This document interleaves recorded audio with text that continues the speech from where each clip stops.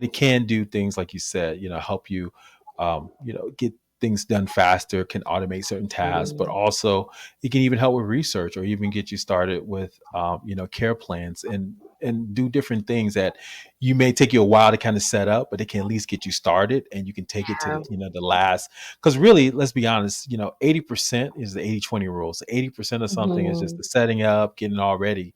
That last 20% makes all the difference. And that's where you bring your mhm, uniqueness, your expertise, and that's where AI can kind of help you get to the 80%, and you focus that time on that 20% that's going to give you the maximum value for that project.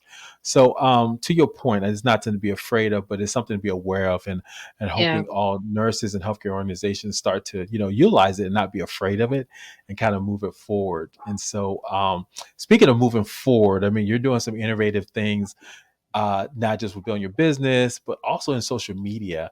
And that was a big thing. We're seeing a lot of nurse influencers, doctor influencers out there in social media.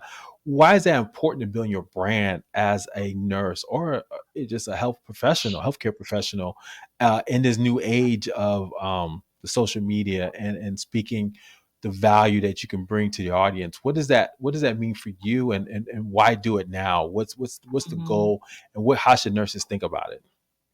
Um, so I want to start with the disclaimer that I don't see myself as an influencer. I see myself as an educator.